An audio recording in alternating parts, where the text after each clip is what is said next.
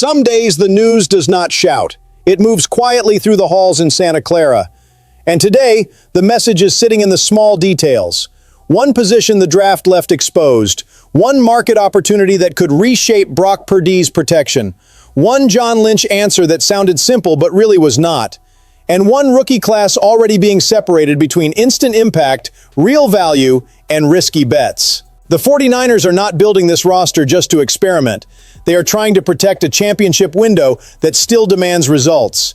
If you feel that pressure with me, subscribe right now and let's get into it. The interesting thing about this safety situation is that it does not begin with some huge name. It begins with the silence in the draft room. The 49ers went through 8 picks without drafting a safety, even while plenty of people were looking at the back end of that secondary and saying, they need someone who can patrol deep. And when an obvious need goes through the entire draft without a real answer, 2 behind-the-scenes reads start to appear. Either the board simply never gave them the right player at the right moment, or Raheem Morris believes he can get more out of this group than the public can see. But then comes the detail that changes the whole conversation. Jalen Stroman. An undrafted player out of Notre Dame would usually arrive as a footnote. He is the kind of guy fans write down, then wait to watch in the second half of preseason games. But Stroman is not stepping into some packed room with no path. He is stepping into a safety room where Jair Brown and Malik Mustafa look more natural closer to the line of scrimmage, playing with contact, short area reads, and that box safety energy. Marquez Siegel is still young. He still has to prove he can handle more responsibility. So that deep safety role, that last line of defense with range, discipline, and the calm to stop explosive plays from flying over the top, still does not have a clear owner. That is why Stroman could get more attention than a normal undrafted rookie. Not because anyone in Santa Clara is handing him a job for free. Absolutely not. But practice reps create opportunity, and opportunity comes from thin depth. If he were buried behind 3 or 4 established players, maybe he only gets 2 or 3 snaps a day to flash. In this situation, he could get on the field earlier, be tested in different looks, and force the coaching staff to take a longer look. And there is a tactical layer here too. If Morris wants to use more big nickel packages with 3 safeties, Stroman does not have to become a starter overnight to matter. He has to prove he can handle the mental side, communicate, close angles, get to the football, and bring some kind of spark. His pick 6 in 2025 at Notre Dame does not guarantee anything at the NFL level, but it does show there is some playmaking instinct in his game. This is the kind of signing that does not dominate headlines in April, but it can win an internal debate in August. For a roster that needs to find cheap value, Jalen Stroman is a small bet with a much bigger door than people realize. Now, when the conversation shifts to Taylor Decker, a lot of fans are going to dismiss it quickly. But he's not a left guard. And yes, that part is real. The clearest need on San Francisco's offensive line is still on the inside. But a team that wants to play serious football in January cannot look at a veteran tackle of this caliber and act like the conversation has no value. Decker spent a decade in Detroit.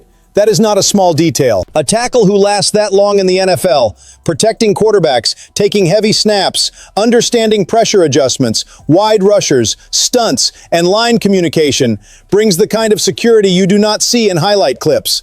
And for the 49ers, security becomes a huge word the moment Brock Purdy's name enters the conversation.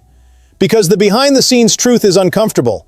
Kyle Shanahan can draw up windows, motion, play action, crossers, and all the beautiful stuff this offense is known for.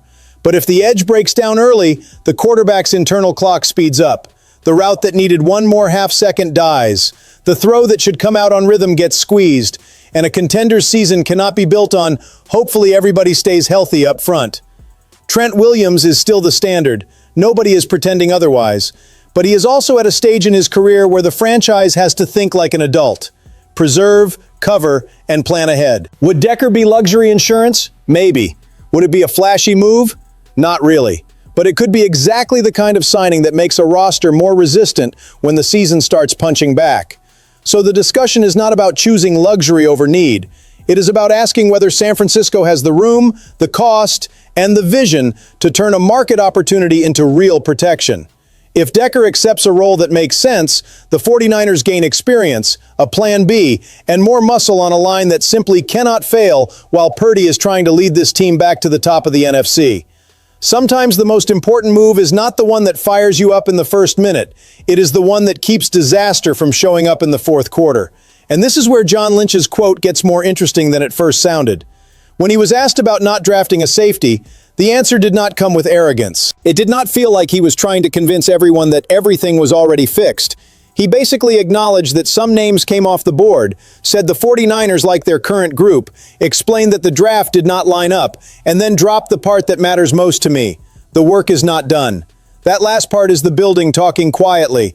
Because if the work is not done, then San Francisco can still look outside. And that is where one name changes the temperature of the entire conversation. Harrison Smith. Not as some magical savior. Not as a 27-year-old walking in to dominate the deep middle for the next 5 seasons. Smith is 37. He was released by the Vikings in March. He is thinking about retirement.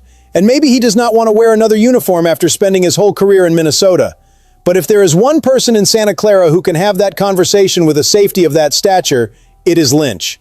And it is not just because of his front office title. Lynch understands the position from the inside. He was a Hall of Fame safety. He knows what a veteran like that sees before the snap. He understands the value of a voice that can correct angles, adjustments, spacing, communication, and all those little details that never show up in the box score. Smith has been to 6 Pro Bowls, and even far from his prime, he still produced in 2025. 15 games, 2 interceptions, 1 forced fumble, 54 tackles, 3 tackles for loss, and 2 quarterback hits. So the question is not whether he is still peak Harrison Smith. He is not. The real question is whether he can still help a team with Mustafa, Brown, Siegel, Stroman, and Patrick McMorris trying to become a reliable safety room. And that answer gets a lot more serious. Remember Tashawn Gibson? San Francisco has already hit on a veteran safety bet before. In 2022, Gibson came in without a ton of noise and finished with 5 interceptions. The parallel is not perfect because the age, physical moment, and context are all different. But the logic is similar. When the young guys have talent and still need polish, sometimes a veteran piece changes the whole room. Now I want to know where the fan base stands on this. If Harrison Smith agreed to play 1 more year, would you bring him to Santa Clara for the on-field impact, for the mentorship of the young guys, or would you let that room grow on its own? Because this is one of those decisions that feels small in May, but can look massive once the season starts testing communication, depth, and composure. And when you put all of this next to the draft class, the picture gets clearer. The 49ers did not just draft names, they drafted roles. Some are for right now, some are for 2 years from now, and 1 or 2 are going to demand patience from a fan base that, honestly, has already spent a lot of patience on certain mid-round bets. The clearest instant impact player is Romello Height, and it is not hard to understand why. San Francisco had the worst pass rush in the NFL last year, a number that hurts anyone who grew up watching this defense scare quarterbacks. Yes, Nick Bosa and Kyle Williams suffered serious knee injuries, and that completely changed the rotation. But even with that context, the 49ers needed someone who could come in fresh, attack on 3rd down, and turn limited snaps into real pressure. Height did that at Texas Tech with 10 sacks and 58 pressures. If Bosa and Williams are healthy, he does not have to carry the group on his back. He has to be the extra punch. The player who comes in when the tackle is already tired and flips a possession. The best value to me is Grayson Halton.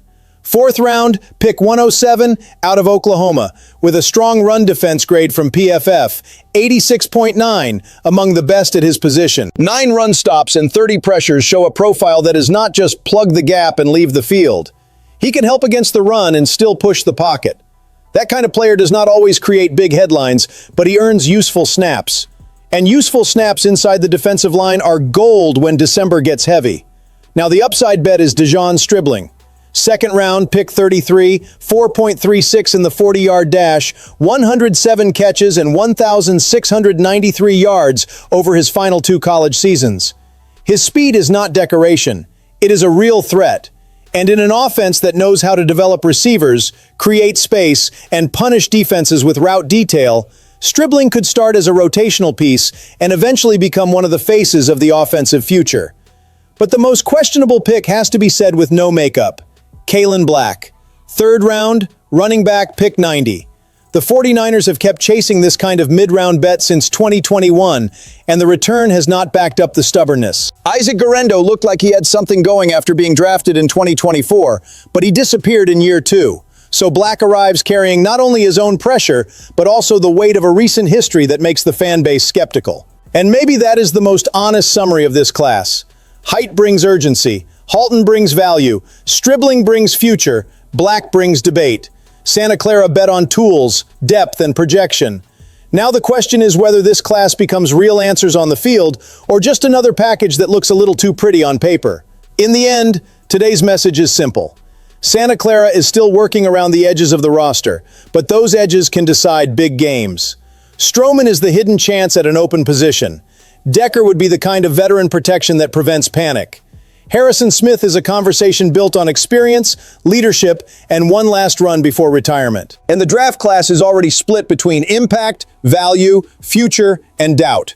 The 49ers do not need to win headlines right now. They need to win internal decisions, practice reps, depth, and margin. So stay here with me, subscribe to the channel, hit the like button, and tomorrow we'll be back reading every move coming out of Santa Clara.